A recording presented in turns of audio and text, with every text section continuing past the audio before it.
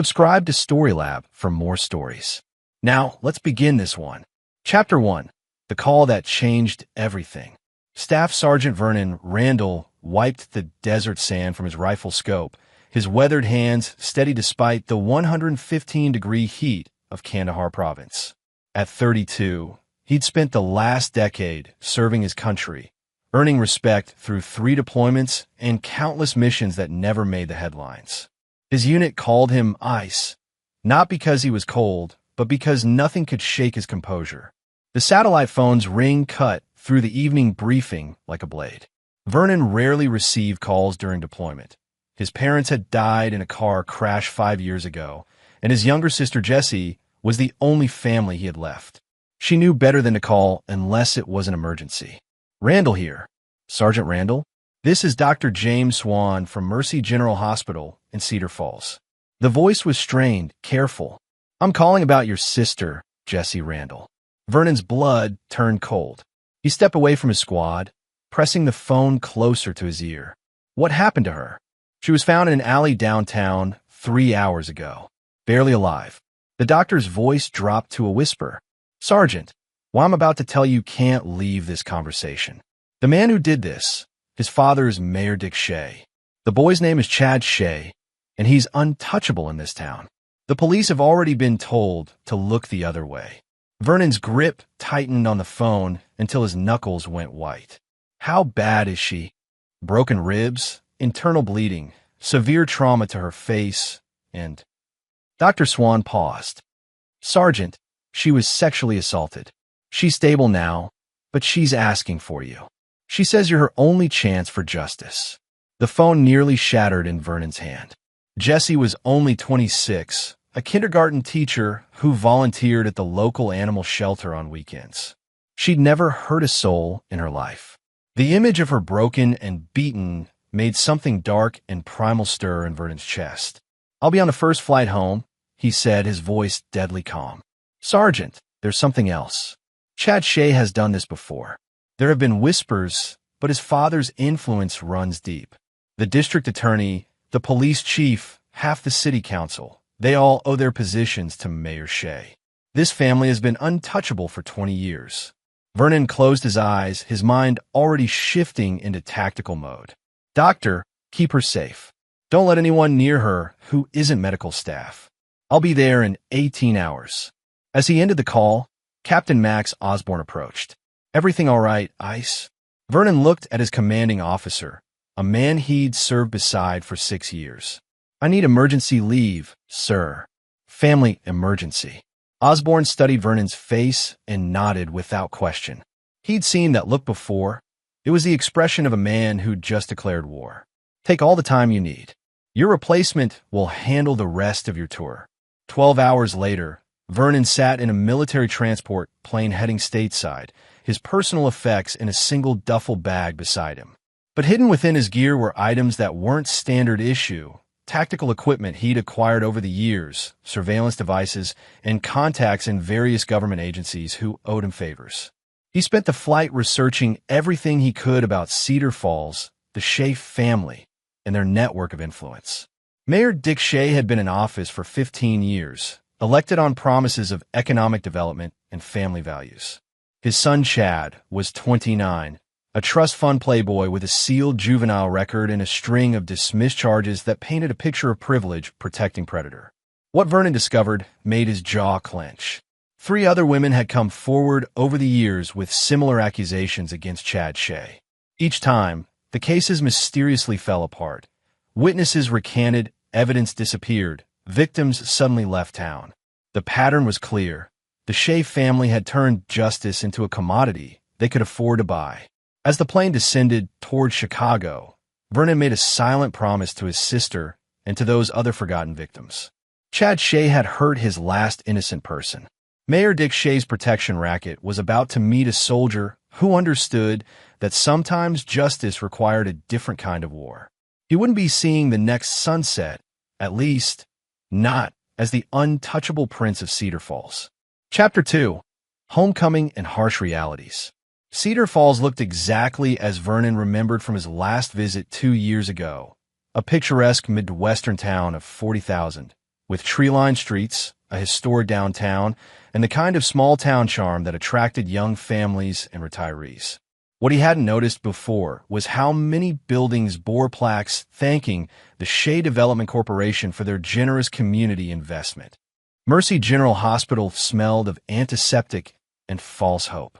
Vernon found Dr. James Swan in the ICU, a tired-looking man in his 50s with kind eyes and the bearing of someone who'd seen too much human suffering. "You must be Sergeant Randall," Dr. Swan said, extending his hand. "Your sister has been asking for you every hour." "How is she?" Vernon's voice carried the controlled tension of a man barely holding himself together. "Physically, she'll recover. The internal bleeding has stopped, and the broken ribs will heal. But psychologically," Dr. Swan shook his head. "She hasn't spoken about what happened, but she keeps saying that justice won't come through normal channels. She said you'd understand what that means." Vernon understood perfectly. Jesse knew him better than anyone. She'd seen him deal with bullies in high school, watched him choose the military over college because he couldn't stand the idea of evil people hurting innocents without consequences. "Can I see her?" Jesse's room was dim, machines beeping softly around her hospital bed. When she saw Vernon, tears streamed down her bruised face. Her left eye was swollen shut, her lips split, and fingerprint bruises circled her throat like a grotesque necklace. "Vernon," she whispered, reaching for his hand with trembling fingers. "I knew you'd come." He sat beside her bed, taking her hand gently. "Tell me what happened, Jess." "I was leaving the school late, grading papers. It was around 9 p.m. He was waiting in the parking lot. Said he'd been watching me." Her voice broke.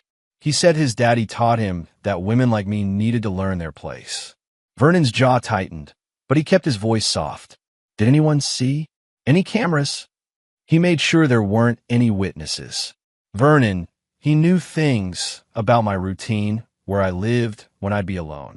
This wasn't random. He'd been planning it." "What did the police say?" Jesse's laugh was bitter. "Detective Ted Huber took my statement, seemed sympathetic. But then Captain Roland Stanton came in, and suddenly everything changed. They said without witnesses or DNA evidence, it would be my word against Chad's. They suggested I might be mistaken about who attacked me." Vernon stood up, pacing to the window. Cedar Falls spread out below them, looking peaceful and normal. But he now saw it for what it really was, a town where money and influence could buy silence and immunity. "There's more," Jesse continued. "After the police left, a woman came to see me. Jenny Fry. She said she was a victim's advocate, but she was really here to make me an offer." "What kind of offer?" $50,000 to sign a non-disclosure agreement. She said accidents happen, and sometimes it's better to move forward rather than pursue justice that might never come. When I refused, she mentioned how difficult it would be for a teacher with a reputation to find work in this state. Vernon turned back to his sister, his expression deadly calm. "They threatened your career. And yours. She knew about your military service, said it would be unfortunate if false accusations against a prominent family led to an investigation of your combat record. She had details, Vernon, things that should be classified." The pieces clicked into place in Vernon's mind. The Shea family didn't just own the local authorities. They had connections reaching into federal agencies. This wasn't just small-town corruption. It was a network designed to protect Chad Shea no matter what he did. A knock on the door interrupted his thoughts. A heavy-set man in an expensive suit entered without invitation, followed by Jenny Fry, a sharp-faced woman with calculating eyes. "Ms. Randall," the man said with a politician's practiced smile, "I'm Gordon Briggs, the Shea family's attorney. I understand you've had a traumatic experience, and we want to help." Vernon stepped between the lawyer and his sister's bed. "She's not interested in your help." Briggs looked Vernon up and down dismissively. "You must be the soldier brother. Let me be clear. My client was at a charity function with 200 witnesses the night in question. Your sister was obviously the victim of a random attack, and her trauma has confused her memory. We're prepared to be generous in helping with her medical bills, but only if she stops making false accusations." "Get out," Vernon said quietly. "I don't think you understand the situation," Jenny Fry interjected. "Chad Shea is an upstanding citizen. Your sister's accusations could ruin his reputation and his family's standing in this community. That kind of damage has consequences. Vernon took a step forward, and both lawyers instinctively backed toward the door. I understand perfectly. Now get out before I throw you out. After they left, Vernon sat back down beside Jesse's bed. His sister was watching him with a mixture of fear and hope. They're not going to stop, are they? She asked. No, Vernon replied, his mind already formulating plans. But neither am I. They made one crucial mistake, Jess. What's that? Vernon's smile was cold as winter. They threatened someone a United States Army Ranger loves more than his own life. Chad Shea thinks he's untouchable, but he's never faced an enemy who has nothing left to lose. Chapter 3. Reconnaissance and Allies. Vernon spent his first week back in Cedar Falls conducting what he called battlefield reconnaissance. He rented a modest apartment across town using cash and a fake identity he'd cultivated during his military service, then systematically mapped the enemy's territory and resources. The Shea family's influence was more extensive than he'd initially realized. Mayor Dick Shea sat at the center of a web that included the police department, district attorney's office, city council, and major business interests. But Vernon's military training had taught him that every network had weak points and every fortress had vulnerabilities. His first breakthrough came at Murphy's Tavern, a blue-collar bar on the wrong side of the tracks where off-duty cops and city workers gathered after hours. Vernon, dressed in worn jeans and a baseball cap, nursing a beer and keeping his ears open, overheard a conversation that made him lean closer. Third girl this year, Detective Antonio Bonner was saying to his partner, Detective Elmer Field. Same M.O. as the others. Isolated victim, no witnesses, family suddenly disappears or drops charges. Keep your voice down, Field replied nervously. Captain Stannon made it clear we're not pursuing the Randall case. It ain't right, Elmer. I've got daughters. If some rich boy hurt one of them, then you'd end up directing traffic in the middle of nowhere like what happened to Detective Cameron Melton when he tried to investigate the Morrison girls' assault last year. Vernon filed the names away. Detective Bonner seemed to have a conscience, and Cameron Melton might be an ally. He left the bar and spent the next 2 days tracking down Melton, finding him working security at a shopping mall 40 miles outside town. Cameron Melton was a 15-year veteran of the Cedar Falls Police Department before his voluntary transfer to nowhere. He was bitter, angry, and surprisingly willing to talk when Vernon approached him during a coffee break. You're Jesse Randall's brother, Melton said without preamble. Word gets around. You're wasting your time if you think the system will work. I'm not counting on the system, Vernon replied. I want to know about the Morrison girl you investigated. Melton's expression darkened. Sonia Grady, 19 years old, community college student. Chad Shea raped her after a party, left her for dead in Riverside Park. She came forward, filed charges, did everything right. What happened? The usual. Witnesses recanted. Security footage from the party mysteriously disappeared. The DA found inconsistencies in her story. But I kept digging, and I found something interesting. Vernon waited. Chad Shea has a pattern. Every 6 months or so, he picks a target, usually someone isolated from a working-class family with no connections. He stalks them for weeks, learns their routines, then strikes when they're most vulnerable. It's not random violence. It's systematic predation. How many victims? That I can prove? 7 over the past 5 years. But I suspect there are more who never came forward. Melton pulled out his phone and showed Vernon a photograph of a young woman with short blonde hair and kind eyes. This was Sonia. She moved to California after the charges were dropped. Last I heard, she was doing better, but she'll never be the same. Vernon studied the photo, memorizing the face of another innocent person Chad Shea had destroyed. Where can I find her? Why? Because I'm going to give her and the others something the system never could. Justice. Melton studied Vernon for a long moment, recognizing something familiar in the soldier's eyes. San Diego. She works as a victim's advocate now, helping other women who've been through what she experienced. But Vernon, and I'm guessing that's not your real name here, whatever you're planning, be careful.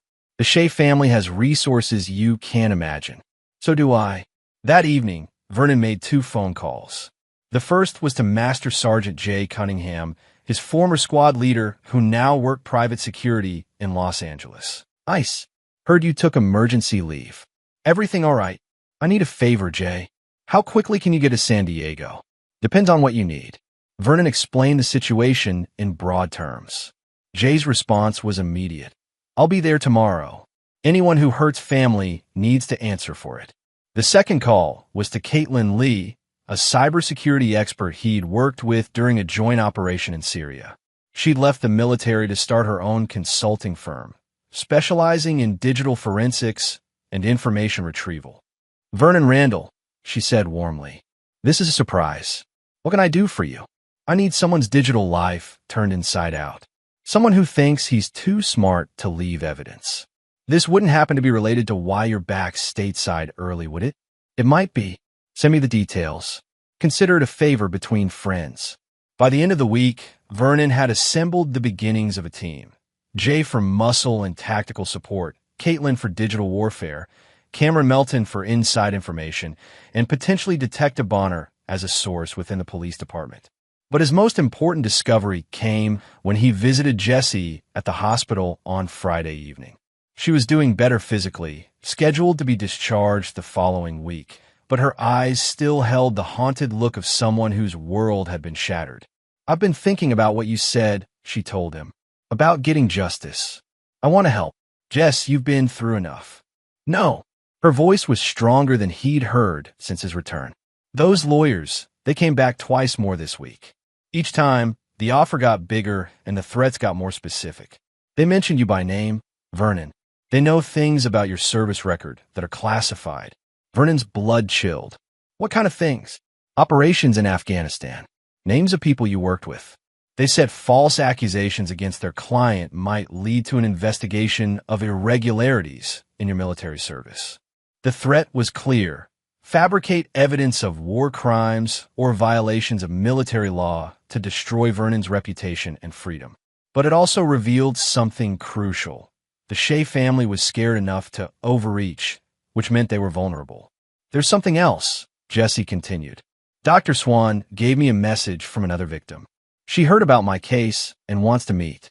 Her name is Virginia Hamilton, and she says she has evidence that could destroy Chad Shea. Vernon felt the first spark of hope since receiving that devastating phone call in Afghanistan. The hunt was about to begin, and this time, the predator was about to become the prey. Chapter 4. The Network Exposed. Virginia Hamilton lived in a modest apartment complex on the outskirts of Cedar Falls, the kind of place where people minded their own business and asked few questions. She was 28, with auburn hair and intelligent green eyes that held the wariness of someone who'd learned not to trust easily. I wasn't sure you'd come, she said as she let Vernon and Jessie into her small but tidy apartment. Most people don't want to hear what I have to say about the Shea family. Well, not most people, Vernon replied, noting the security cameras in the hallway and the reinforced door locks. You've been careful. I had to be. After what happened to me, I learned that surviving Chad Shea is only the first challenge. Staying alive afterward is the second. Virginia's story began 3 years ago when she worked as a paralegal at a prestigious law firm downtown. Chad Shea had been a client fighting a civil lawsuit over a real estate deal, and she'd been assigned to his case. He started small, she explained, pouring coffee with hands that still trembled slightly. Inappropriate comments, standing too close, finding excuses to touch my hand or shoulder. When I reported it to my supervisor, I was told that Mr. Shea was an important client and I should be more professional. Vernon's jaw tightened, but he remained silent. The attack happened after the case was settled. He followed me to the parking garage, and she paused, collecting herself. Afterward, he said if I told anyone, he'd make sure I never worked in this state again. But I reported it anyway. What happened? The same thing that happened to your sister. Police took the report, seemed sympathetic, then suddenly decided there wasn't enough evidence. But I was smarter than Chad gave me credit for. I've been documenting his harassment for months. Emails, text messages, witness statements from co-workers. Virginia walked to a safe hidden behind a framed photograph and retrieved a manila envelope thick with documents. I also started investigating the other victims. Chad isn't just a predator. He's a systematic one. He keeps trophies. She spread photographs across her coffee table, each showing a piece of jewelry, rings, necklaces, bracelets. I found his private social media accounts, the ones his handlers don't monitor. He posts photos of these items with coded captions. Each piece belonged to one of his victims.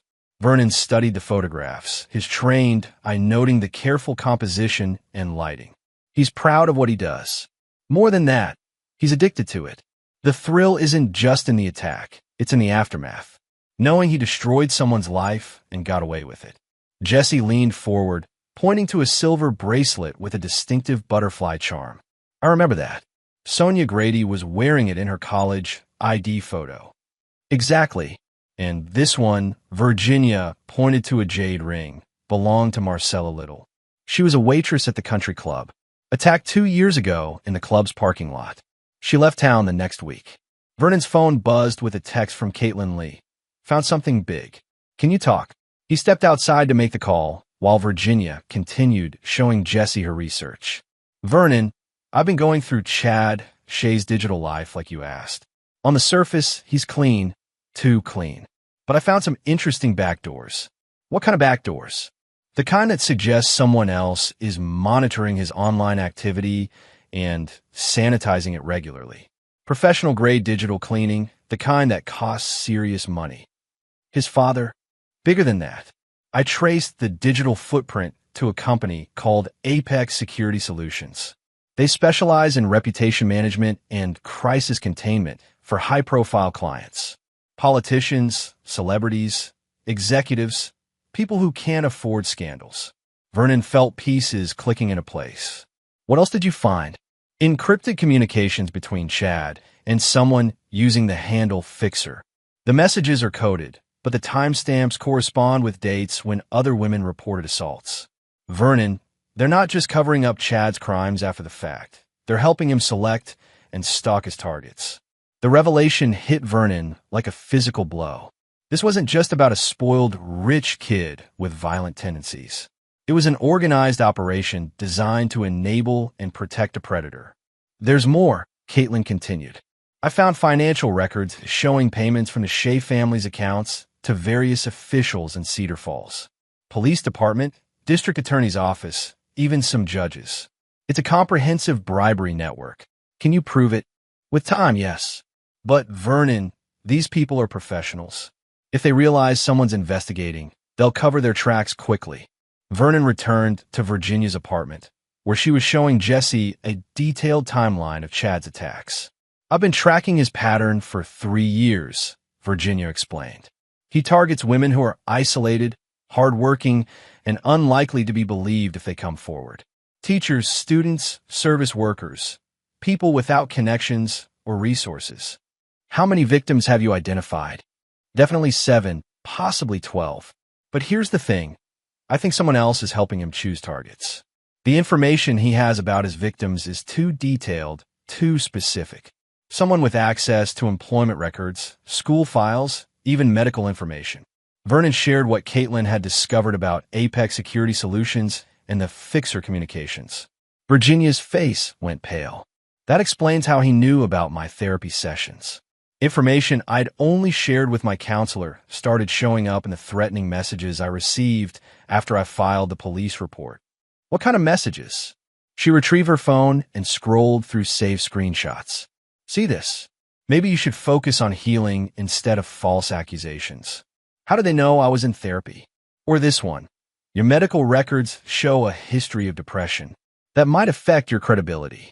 Vernon studied the messages, noting the sophisticated psychological warfare behind each one. Whoever the fixer was, they understood how to weaponize a victim's trauma against them. Virginia, I need you to do something for me, he said. I need you to reach out to the other victims, the ones you've identified. Tell them there's finally someone willing to fight back, but we need their evidence. Most of them won't talk. They're too scared. Then we make them less scared, and Chad, Shay more so. It's time to turn the hunter into the hunted. As Vernon left Virginia's apartment, his phone buzzed with another message. This one from Jay Cunningham in San Diego. Found Sonia Grady. You're going to want to hear what she has to say. This goes deeper than we thought. The war Vernon had declared was about to expand, and he was beginning to understand that Chad Shea wasn't just a predator. He was the tip of a much larger and more dangerous network. Chapter 5. The Hunter's Tools. The warehouse on the outskirts of Cedar Falls had been abandoned for 5 years, a casualty of the economic downturn that had hit the region's manufacturing base. To the city's records, it was condemned property awaiting demolition. To Vernon Randall, it was the perfect base of operations for unconventional warfare. Jay Cunningham arrived on a Tuesday morning, driving a nondescript panel van loaded with equipment that would have made a SWAT team envious. At 35, Jay was built like a linebacker, but moved with the fluid grace of someone who'd spent a decade in special operations. His scarred face and cool gray eyes spoke of experiences that weren't discussed in polite company. This place will work, Jay said, surveying the empty warehouse space. Good sight lines, multiple escape routes, and isolated enough that we won't draw attention. Vernon had spent the previous week preparing the space. Generator power, basic furniture, whiteboards for planning, and a sophisticated communications setup courtesy of surplus military equipment he'd acquired over the years. What did Sonia Grady tell you? Vernon asked as they began unloading Jay's equipment. Jay's expression darkened. She told me about the others, victims who never made it into Virginia Hamilton's research because they left the state or were too terrorized to come forward. But she also told me about something else, a private club. What kind of club? The kind where rich men gather to share stories about their conquests. Chad Shea isn't just a lone predator, Vernon. He's part of a group. The revelation hit Vernon like a sledgehammer. How many are we talking about? Sonia wasn't sure of exact numbers, but she overheard Chad bragging to someone on the phone about initiation requirements and earning membership. She thinks there are at least 6 members locally, possibly more in other cities. Vernon began pacing the warehouse floor, his tactical mind processing the implications.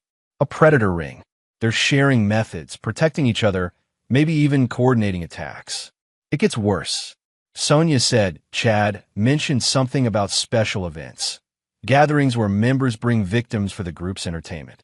The warehouse fell silent except for the humming of the generator. Vernon had seen evil during his military service. Terrorists who beheaded innocents, war criminals who used children as human shields. But this was different. This was systematic evil hidden behind respectability and protected by wealth. His phone buzzed with a call from Caitlin Lee. I've got updates on the Apex security situation. Are you somewhere secure? Vernon put the call on speaker. Go ahead, Caitlin. I've been digging deeper into their client list. Apex doesn't just handle reputation management. They specialize in what they call problem resolution for wealthy clients with criminal liability issues. Their CEO is a former CIA operative named Dick Gross, and their client list reads like a who's who of untouchable criminals. What kind of services do they provide? Evidence elimination, witness intimidation, media manipulation, and something they call permanent problem resolution. Jay and Vernon exchanged a look. In their world, permanent resolution meant only one thing. Caitlin, how close are you to cracking their communications? Closer than they'd like, but this is professional-grade encryption. I need more time, and I need physical access to their systems if possible. Where are they located? Chicago, but they have a satellite office here in Cedar Falls. Small place, probably just a front, but it might have the access point I need. Vernon walked to the warehouse's main whiteboard and began sketching a network diagram. Chad Shea at the center, connected to his father, the mayor, Apex Security Solutions, local officials, and now this mysterious predator club. We're not just fighting one criminal, he said to Jay. We're fighting an entire ecosystem designed to enable and protect predators. Then we dismantle it piece by piece. Jay replied simply, where do we start? Vernon's phone buzzed with a text message from an unknown number. Your sister is healing well. It would be unfortunate if she experienced a relapse due to stress. Stop investigating or face the consequences. A concerned citizen. Vernon showed the message to Jay, whose face went stone cold. They're threatening Jesse, which means we're making them nervous. Vernon turned back to the whiteboard.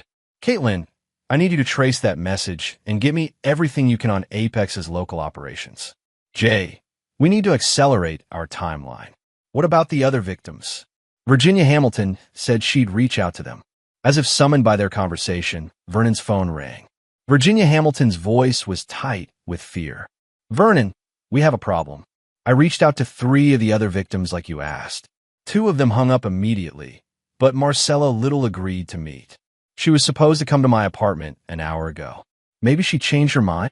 No, you don't understand. I drove past her house.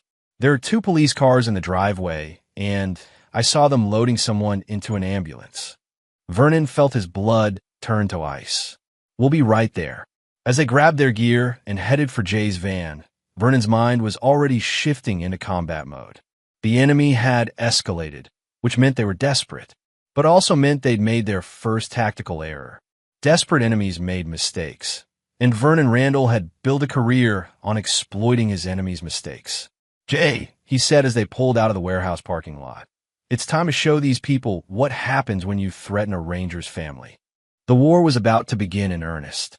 Chapter 6, Lines Crossed. Marcella Little's house was a small ranch-style home in a working-class neighborhood where lawn ornaments and American flags spoke to the quiet pride of people who worked hard for modest lives. The ambulance was pulling away as Vernon and Jay arrived, and the 2 police cars in the driveway belonged to officers they recognized from their surveillance. Vernon parked 3 blocks away and used military-grade binoculars to observe the scene. Detective Ted Huber was talking to neighbors while another officer strung crime scene tape around the property. Overdose, Jay said, listening to a police scanner through an earpiece. Apparent suicide by prescription medication. Bullshit, Vernon replied flatly. Marcella Little was a devout Catholic who worked double shifts to support her disabled mother. She didn't kill herself. Vernon's phone buzzed with a call from Virginia Hamilton. They killed her, didn't they? She said without preamble. Where are you? Safe house. I packed everything and left my apartment 20 minutes ago. Vernon, Marcella called me this morning before she was supposed to come over. She said she'd found something, evidence that could expose the whole network. What kind of evidence? She worked part-time cleaning offices downtown, including the building where Apex Security has their local office. She'd been taking photos of documents with her phone, building her own case file. Vernon felt pieces clicking into place. They found out she had evidence and eliminated her. It gets worse. I tried calling the other 2 victims I contacted. One of them, Danielle Bradshaw, moved to Florida last year. Her roommate said she died in a car accident last week, the same day I first reached out to her. The pattern was becoming clear. The network wasn't just protecting Chad Shea. They were systematically eliminating anyone who could threaten their operation. Virginia, we need to meet. Somewhere public, lots of witnesses. The Cedar Falls Library, main branch. There's a coffee shop inside, always busy. An hour later, Vernon sat across from Virginia Hamilton in the library's cafe, noting how she'd changed her appearance. Different hair color, glasses, clothing that made her look like a college student rather than a professional researcher. They're cleaning house, she said quietly, sliding a flash drive across the table. That contains everything I've compiled over the past 3 years. Names, dates, evidence, financial records, everything I could gather about Chad Shea and his network. Why are you giving this to me? Because I'm leaving town tonight. I've got a new identity, enough money to start over, and friends who can help me disappear. But I want to know that bastard will pay for what he did to all of us. Vernon pocketed the flash drive. He will, but I need something else from you. Marcella's phone number. If she was photographing documents from Apex's office, those images might still be backed up to a cloud service. Virginia provided the information, then leaned forward. Vernon, there's something else. Marcella mentioned seeing Chad Shea at the office building, but not during business hours. She said he came by late at night, always with the same older man. Description: white hair, expensive suits, walked with a slight limp, drove a black Mercedes with personalized plates. Vernon made a note. The description didn't match anyone in Chad's known circle.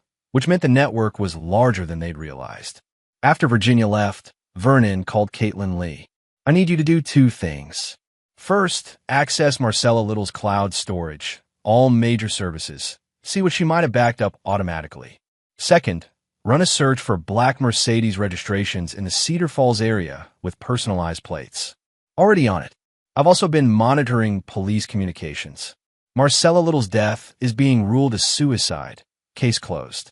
No autopsy, no investigation. How is that possible? Simple. The coroner, Dr. Lester Kelly, is on Apex's payroll. I found the payments in their financial records.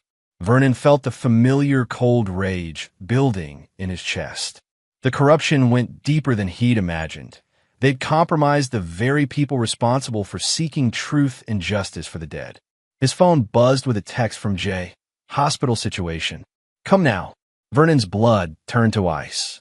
He raced across town to Mercy General, where he found Jay in the ICU waiting room, his face grim. What happened? Someone tried to inject something into Jesse's foreline. Nurse caught them in the act, but the intruder got away. Security cameras? Conveniently malfunctioned an hour before the incident. But the nurse got a good look. White male, mid-40s, wearing scrubs and a surgical mask.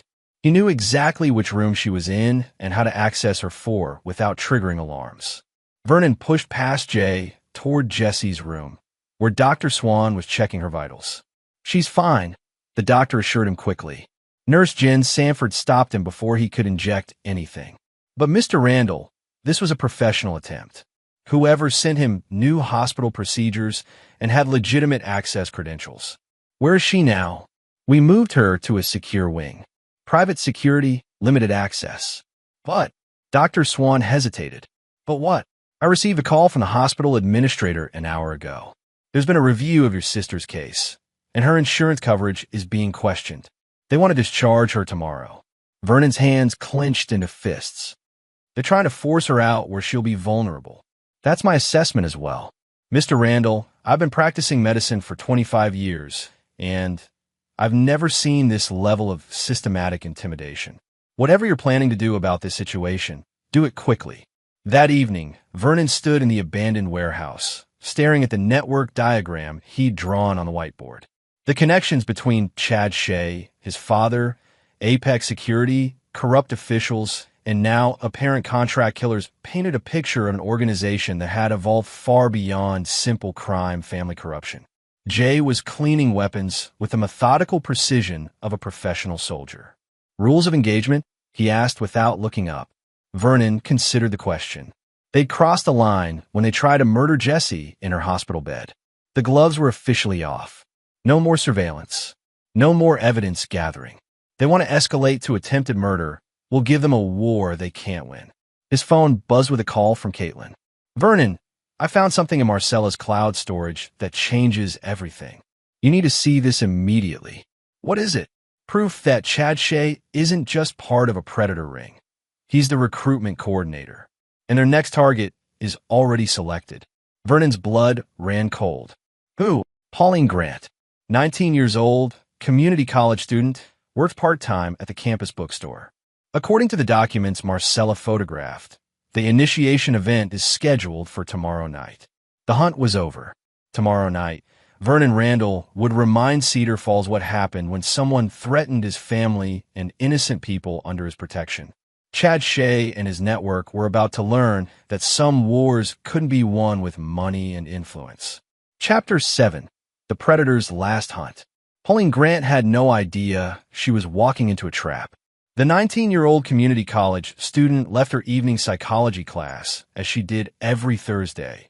Backpack slung over her shoulder, earbuds in, completely unaware that 3 men in a black SUV were following her toward the parking lot. But Vernon Randall knew. He'd spent the previous 18 hours studying every detail of Pauline's routine, the campus layout, and the attack plan he'd found in Marcella Little's photographs. What Chad Shea's network didn't know was that they were walking into their own trap. Overwatch in position.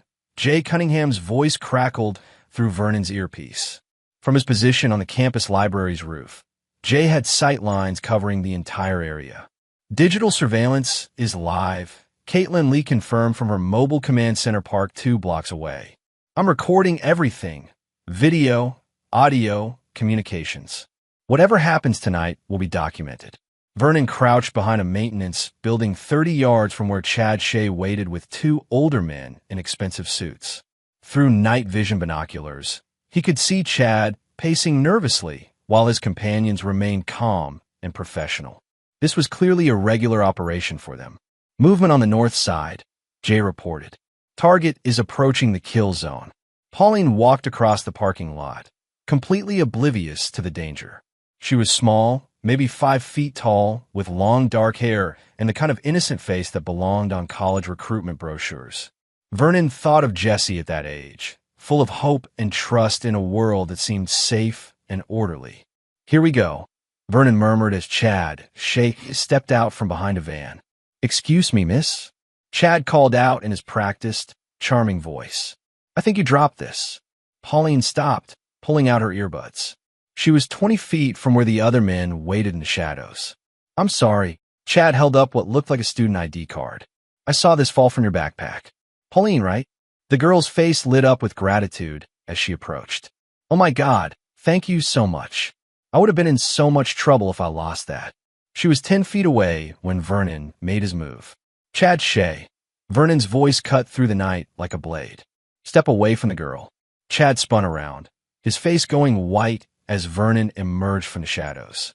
The 2 older men immediately moved to flank positions, their movements suggesting military or law enforcement training. You're making a mistake, one of them said calmly. He was the white-haired man Virginia had described, clearly the leader of this operation.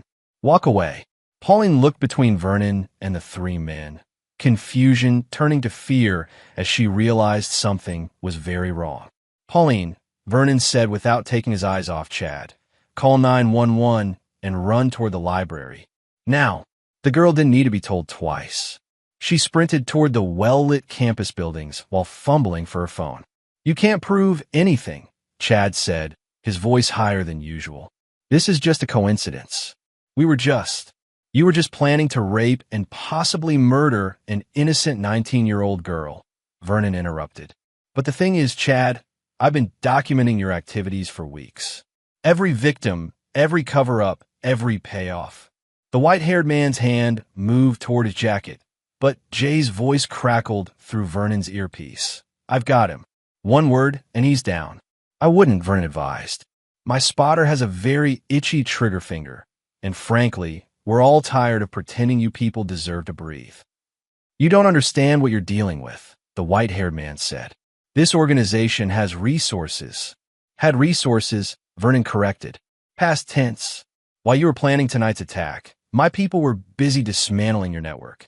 Caitlin's voice confirmed through his earpiece. FBI just raided Apex Security's Chicago headquarters. Financial records are being seized. The whole network is compromised. Vernon smiled coldly.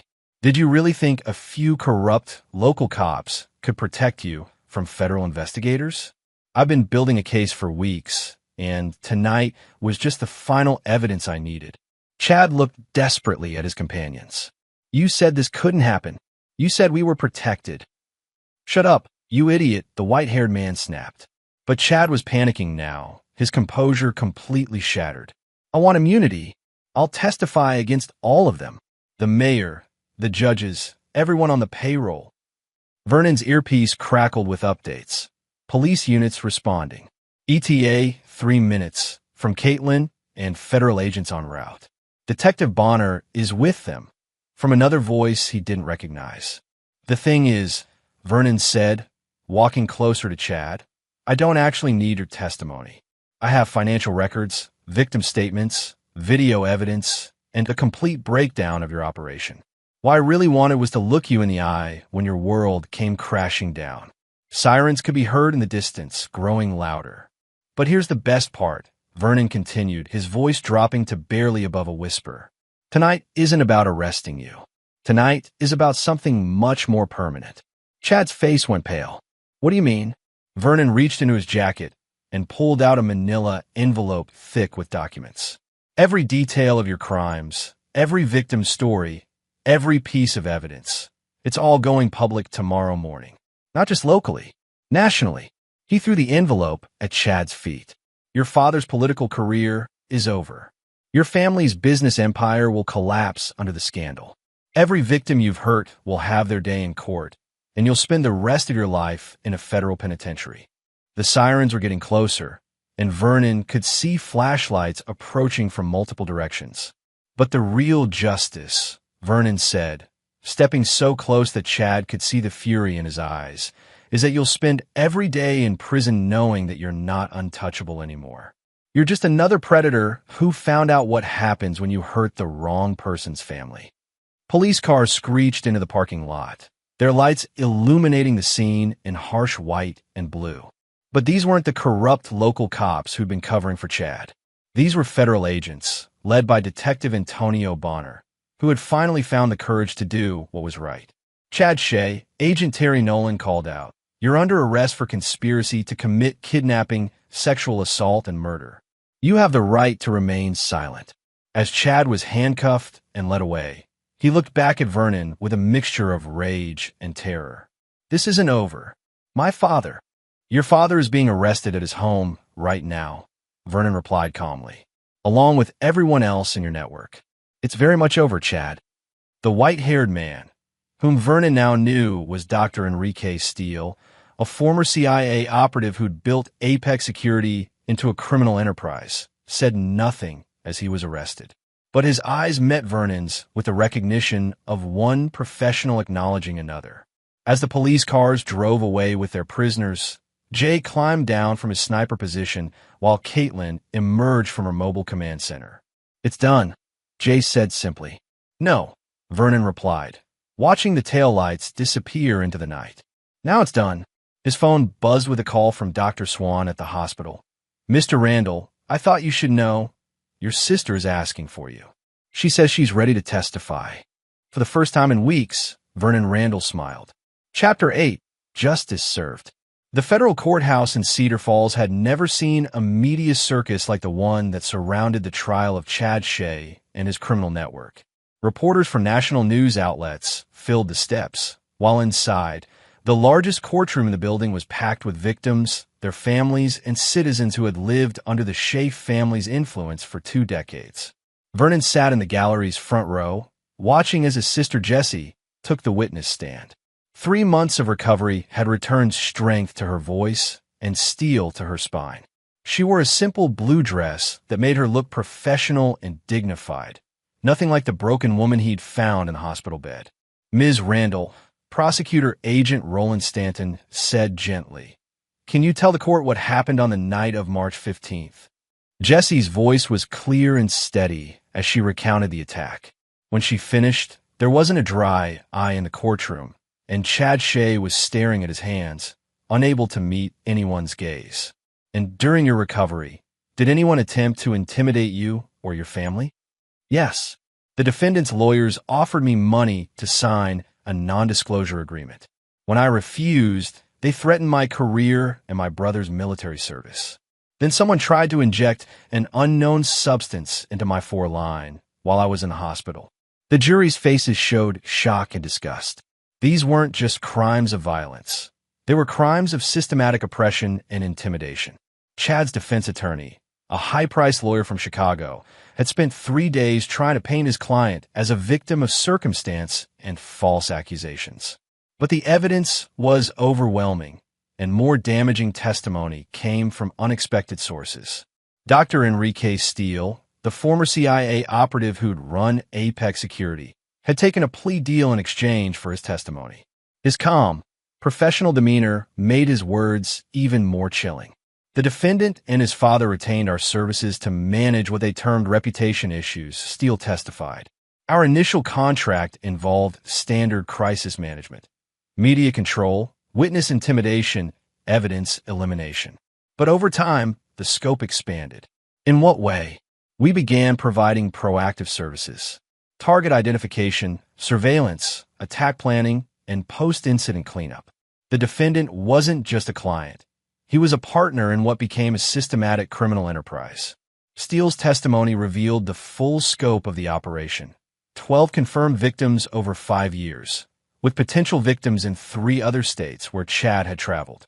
Financial records showed payments to judges, prosecutors, police officials, and even federal agents who had looked the other way. But the most devastating testimony came from the victims themselves. Sonia Grady had flown in from California, her victim advocacy work having given her the strength to face her attacker in court. Virginia Hamilton testified via secure video link from her undisclosed location. Even Marcella Little's voice was heard through recordings she'd made before her murder, detailing the evidence she'd gathered. Mayor Dick Shea, testifying from his own federal prison cell, tried to distance himself from his son's crimes. But financial records and recorded phone calls painted a picture of a father who had actively enabled and protected his son's predatory behavior. "I thought I was helping my boy," the former mayor said, his political polish replaced by the desperate whining of a broken man. "I never thought it would go this far." Vernon took the stand on the trial's final day. He wore his dress uniform, every ribbon and medal a testament to his service and sacrifice for his country. "Sergeant Randall," the prosecutor asked, "what motivated you to investigate this network?" "My sister was brutally attacked, and the local authorities made it clear that the perpetrator was untouchable," Vernon replied. "As a soldier, I swore an oath to protect the innocent. That oath doesn't end at the borders of foreign countries." "Did you consider working within the system?" "The system was compromised. Local police, prosecutors, judges, they were all on the defendant's payroll. Sometimes justice requires unconventional methods." Chad's lawyer tried to portray Vernon as a vigilante who had overstepped his authority. But Vernon's calm professionalism and the overwhelming evidence of corruption made those attacks fall flat. "Sergeant Randall, do you have any regrets about your actions?" Vernon looked directly at Chad Shea, who finally raised his eyes to meet his gaze. "My only regret is that it took so long for these victims to get justice." The jury deliberated for less than 4 hours. Chad Shea was found guilty on all counts. Multiple charges of sexual assault, kidnapping, conspiracy, witness intimidation, and under federal RICO statutes, running a criminal enterprise. His sentence: life in federal prison without the possibility of parole. Dr. Enrique Steele received 25 years. Mayor Dick Shea got 15 years, his political legacy destroyed, and his business empire in ruins. The corrupt officials throughout Cedar Falls faced their own trials and sentences, dismantling a network of corruption that had poisoned the town for decades. As the courtroom emptied, Vernon stood with Jesse on the courthouse steps. Reporters shouted questions, but neither sibling was interested in commentary. "It's really over?" Jesse asked quietly. "It's over," Vernon confirmed. "Chad Shea will die in prison. His network is destroyed." And every victim finally got their day in court. Dr. James Swan approached them, having attended every day of the trial. "Ms. Randall, I wanted you to know that the hospital has established a victim advocacy program in your honor. We're also implementing new security protocols to ensure nothing like this can happen again." Jesse smiled, the first genuine smile Vernon had seen from her since his return from deployment. "Thank you, Dr. Swan, for everything." As they walked away from the courthouse, Vernon's phone buzzed with messages from Jay, Caitlin, and other members of their team. The operation was complete, the mission accomplished. But Vernon knew that the real victory wasn't in the courtroom or the prison sentences. It was in the fact that Jesse was walking with her head held high, that Sonia Grady had found the strength to testify, that Virginia Hamilton could finally stop hiding. Evil had been exposed, justice had been served, and the innocent could sleep safely again.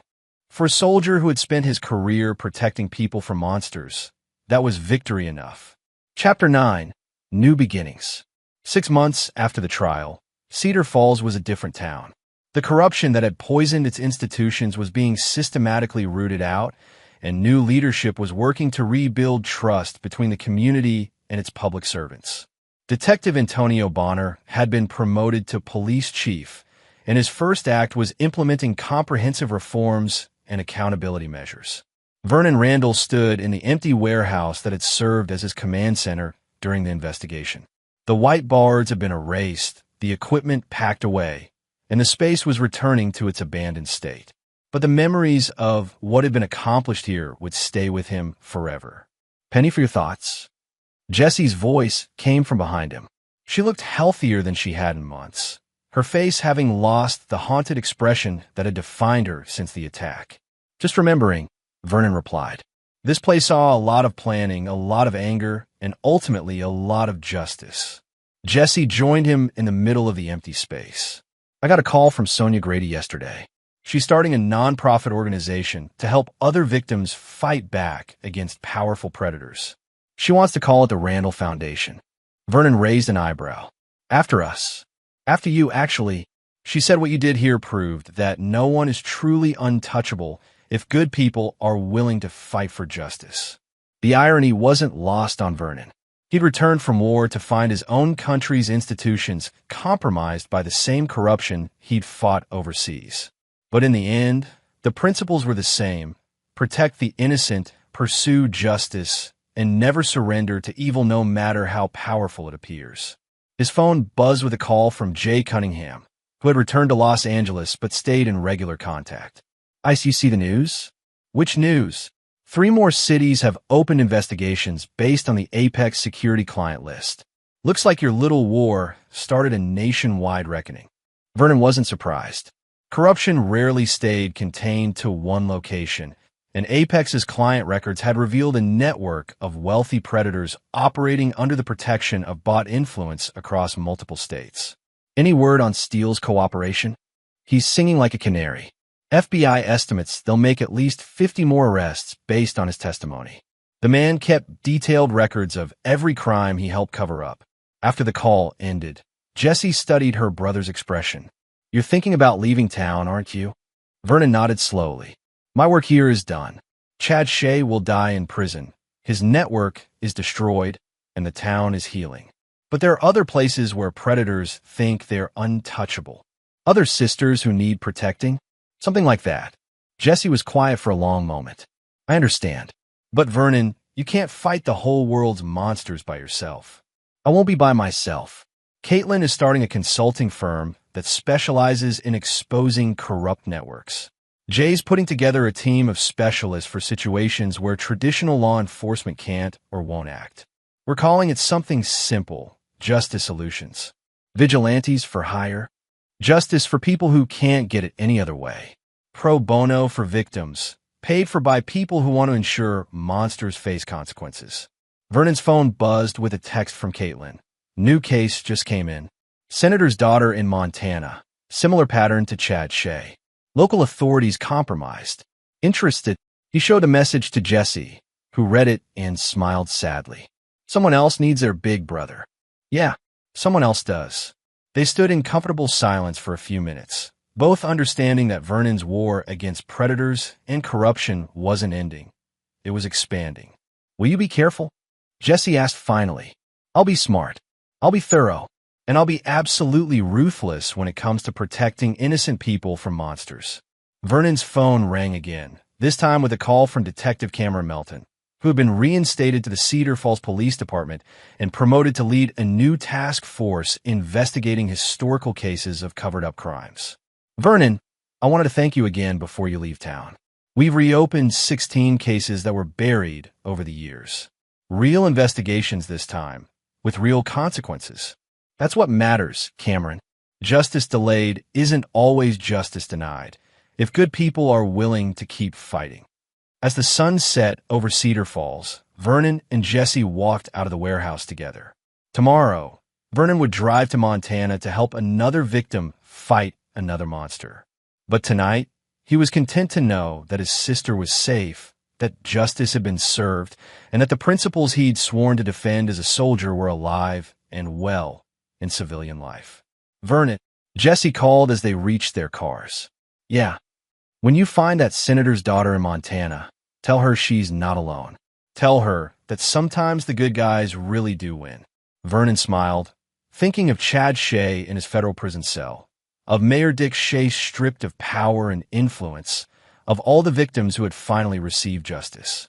"I'll tell her," he promised, "and I'll make sure she has the same chance we gave you, the chance to look her monster in the eye and watch him fall." As he drove away from Cedar Falls for what might be the last time, Vernon Randall reflected on the lessons learned during his personal war against corruption and evil. Money and influence could protect predators for a while, but they couldn't protect them from someone willing to sacrifice everything for justice. Somewhere in Montana, a young woman was waiting for help, probably not even knowing that help was coming. But Vernon knew, and that was enough. The hunter had become the hunted in Cedar Falls. Now, it was time to teach that lesson somewhere else. Justice, Vernon had learned, wasn't just about the law. It was about good people willing to fight for what was right, no matter the cost. And for as long as monsters preyed on the innocent, soldiers like Vernon Randall would be there to remind them that no one was truly untouchable. The war continued, one victory at a time. This is where our story comes to an end. Share your thoughts in the comments section. Thanks for your precious time.